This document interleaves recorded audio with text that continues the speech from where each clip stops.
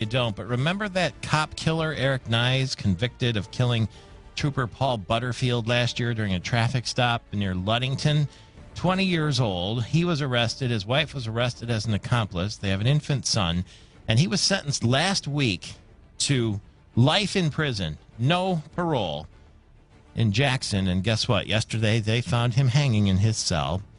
And now he's technically brain dead. His organs will be donated. On the other end of our line, State Representative Joe Haveman, Republican from Holland, Michigan, who works in deals with corrections very much in his role. Welcome to the program. Thanks for being available.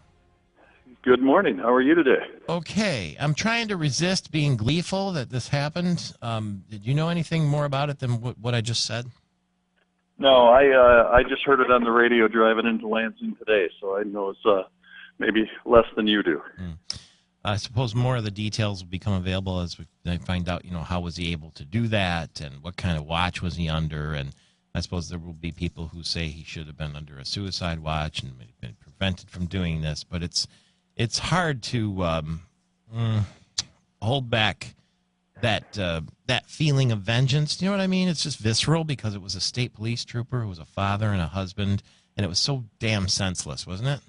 Well, it was senseless. It was senseless that, here's a young couple that maybe they had their bumps in the road, but still had their life ahead of them. And to have that happen to that officer last year is tragic.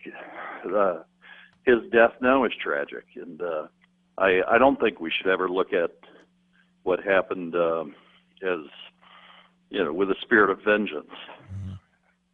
You got to excuse me. I'm a little out of breath from taking the stairs up to the Capitol. So understood. I'll talk for a minute then, because I get paid to talk, and you get. While talking is a big part of the job of a state representative, action is what the people really require, and they're interested in, and savings and so forth. And speaking of prisons, there were some people who said too that the reason that fellow was able to escape from Jackson Prison. Or Ionia, whatever it was, earlier this year, is because some of the services were privatized. He got out on Super Bowl Sunday, if you'll recall. However, is that the way to reduce spending in prisons? And how much would it have cost to keep Eric Nyes under lock and key for the rest of his life, starting at age 20? How much per year would it cost? Well, we use an average of about $35,000 per prisoner per year. That's an average. And that's a decent amount. That would be decent pay for someone, let alone to keep a prisoner locked up for a year. You know what I mean? Yeah, that's it. Unfortunately, we are required to do that, and we have an obligation that with people like Mr. Nyes, that's what it would have taken. The kind of senseless crime that he created, I don't have any problem saying that. Imprisoning somebody like that. I probably go a little bit more on the moderate side than most for people like that. Here's a guy who is 20 years old.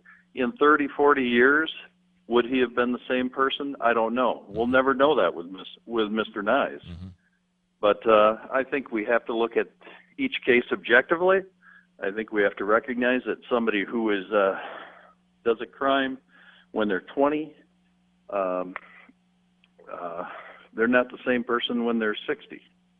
So a lot of people say, take more of an eye for an eye attitude toward that, and I don't succumb to that kind of philosophy. What would be a number you'd be satisfied with per year per prisoner to spend? Oh, I don't know if you can put a number on that. I think we're above the average, but it's been hard for us to get a comparison with other states because everybody does their retirement system. Other states do their retirement system a little different. I haven't developed a number to say we have to get it down to a certain amount. I think what we need to do is continue to improve our correction system, that our retention rate continues to go down. That is, those that are coming out of prison, we need to figure out how to get them back into society where they live in a productive life, and they don't return to a life of crime. That's been my goal. That's been my focus.